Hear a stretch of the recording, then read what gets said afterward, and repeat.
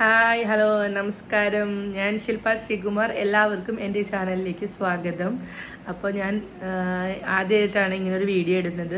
ഇത് reaction video എന്നോ അല്ലെങ്കിൽ എൻ്റെ സജഷൻ, എൻ്റെ അഭിപ്രായം പറയുന്ന ഒരു വീഡിയോ എങ്ങനെ വേണമെങ്കിലും കണക്കാക്കാം. എനിക്കങ്ങനെ കൂടുതലായിട്ട് ഇങ്ങനെ ഒരു വീഡിയോ അല്ലെങ്കിൽ ഇങ്ങനെ ഒരു സംസാരിച്ച് ഒരു ശീലമില്ല. എനിവേ ഞാൻ എൻ്റെ പോയിന്റിലേക്ക് അല്ലെങ്കിൽ എൻ്റെ മാറ്ററിലേക്ക് വരാം.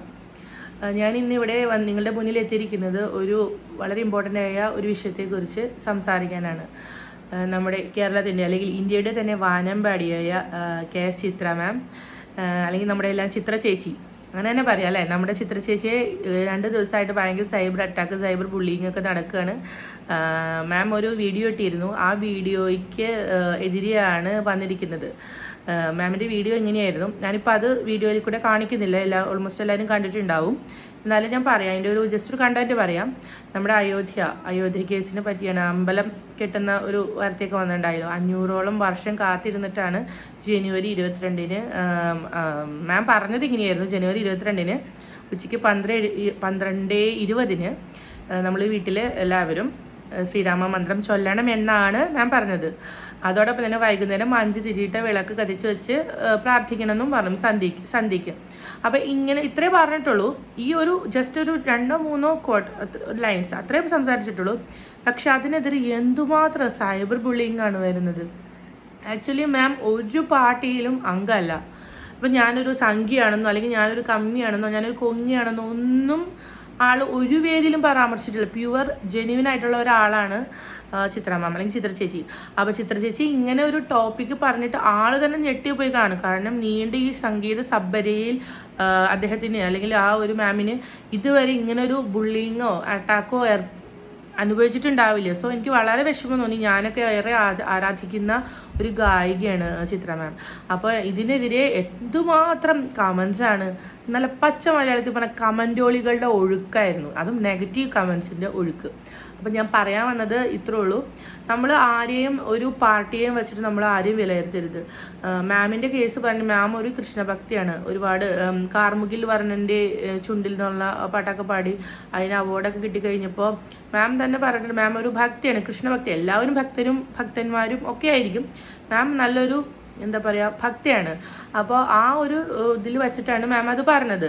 പക്ഷെ അതിനെതിരെ എന്തുമാത്രം ബുള്ളിങ് ആണ്. നിങ്ങൾക്കൊക്കെ ഒന്ന് വീട്ടിൽ ചോദിക്കാനും പറയാൻ ആളില്ലെന്ന് ഞാൻ ചോദിക്കണത്. ഉടനെ മാമിനെ അങ്ങ് സംഖ്യയാക്കി മുദ്രത്തി അല്ലെങ്കിൽ അതിനെ സപ്പോർട്ട് ചെയ്യുന്നവരൊക്കെ സംഗിണിമാരാക്കി. ഇതിൻ്റെയൊക്കെ ആവശ്യം എന്താണ് ആക്ച്വലി? ഞാൻ പോലും ഒരു പാർട്ടിയിലും ഞാൻ സപ്പോർട്ട് ചെയ്യുന്നില്ല. ഓക്കെ, എനിക്ക് അവർ ഒരു പാർട്ടിയോടും ചേരിതിരിവോ അല്ലെങ്കിൽ പാർഷ്യാലിറ്റിയോ ഒന്നും തന്നെയില്ല. നല്ലത് ചെയ്യുന്ന ഏത് പാർട്ടിയാണോ അത് ഏത് ആൾക്കാരാണെങ്കിലും നമ്മളതിൻ്റെ സപ്പോർട്ട് ചെയ്യുന്നതാണ് പറഞ്ഞിട്ടുള്ളത് അല്ലേ. നമ്മുടെ വീട്ടിലാണെങ്കിലും അങ്ങനെ തന്നെയാണ്. അല്ലെങ്കിൽ നമ്മളെ വളർത്തിക്കൊണ്ട് വരുന്നത് നമ്മുടെ കുട്ടിക്കാലം തുടങ്ങി നമ്മളെ ഒരു മുതിർന്ന ആളാക്കുന്നത് വരെ ഇന്ന പാർട്ടിയിലേക്ക് പോകണം എന്ന് ആരും പറയുന്നില്ല അല്ലേ. ചിലവരുടെ കാരണവന്മാരായിട്ട് ഓരോ പാർട്ടി ഉണ്ടാവും. അത് കുട്ടികൾ വളർന്നു വരുമ്പോൾ അവരത് ഫോളോ ചെയ്യുന്നവരുണ്ട്. എൻ്റെ കേസല്ല കേട്ടോ ഞാൻ പറയുന്നത്.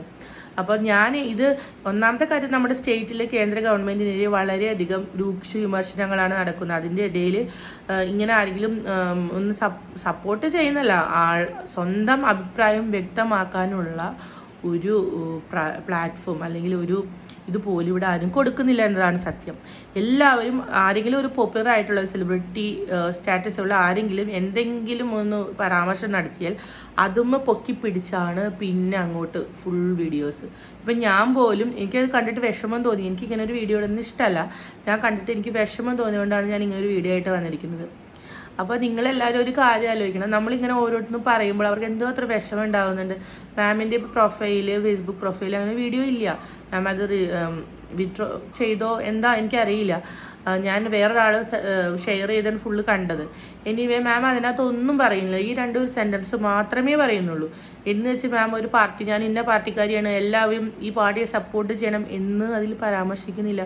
പക്ഷേ എന്തുമാത്രം കമൻ്റാണ് അതിന് വന്നിരിക്കുന്നത്.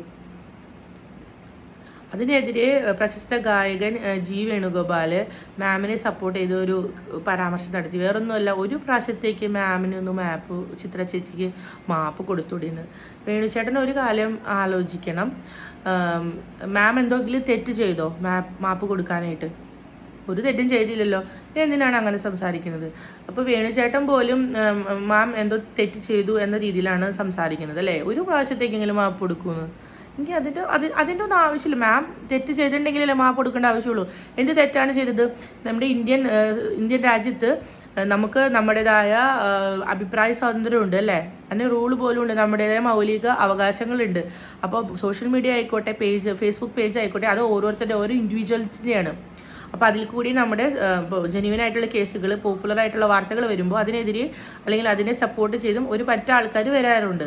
പക്ഷേ ചിത്ര മാം ഇതിനകത്ത് ഒരു പാർട്ടിയെ സപ്പോർട്ട് ചെയ്ത് സംസാരിക്കുക അല്ലെങ്കിൽ ഇവർക്ക് വേണ്ടി സംസാരിക്കുകയോ ചെയ്തിട്ടില്ല. മാം ഓൾറെഡി ഒരു ഭക്തിയാണ്, അതുകൊണ്ട് പറഞ്ഞു എന്ന് മാത്രമാണ് എനിക്ക് ആ വീഡിയോയിൽ നിന്ന് തോന്നിയത്.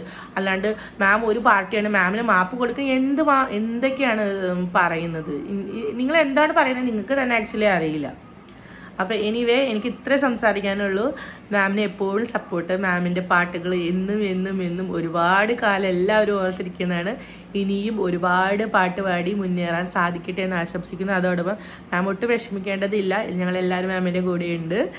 മാം ഒരു വീഡിയോ ഇട്ടുവെന്ന് വെച്ചാൽ അത് പിൻവലിക്കേണ്ട ആവശ്യമേ ഇല്ല കേട്ടോ. എൻ്റെ അഭിപ്രായത്തിൽ അത് കിടക്കണം. മാമിന് ഈ ഒരു സൈബർ ബുള്ളിങ്ങിൻ്റെ പേര് വൈറലാവേണ്ട ആളല്ല മാം ഓൾറെഡി പ്രശസ്തിയായിട്ടുള്ളൊരു ഗായികയാണ്. എനിക്ക് തോന്നുന്നു വേൾഡ് മൊത്തം പ്രശസ്തിയായിട്ടൊരു ഗായികയാണ് മാം.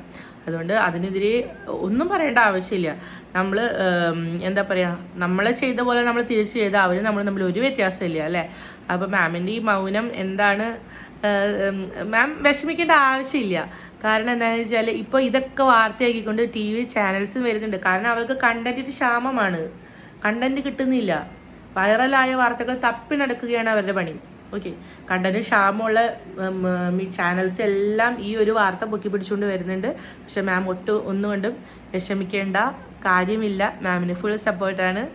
ആൻഡ് നിങ്ങളെല്ലാവരും എൻ്റെ ചാനൽ കാണുന്നുണ്ടെങ്കിൽ എല്ലാവർക്കും നന്ദി. അതോടൊപ്പം നമ്മുടെ സബ്സ്ക്രൈബ് ചെയ്യാൻ പറയുന്നില്ല കേട്ടോ. അതൊക്കെ നിങ്ങളുടെ ഇഷ്ടം. ചാനൽ കണ്ടാൽ ഇഷ്ടപ്പെട്ടാൽ മാത്രം സബ്സ്ക്രൈബ് ചെയ്യുക. Thank you so much. By.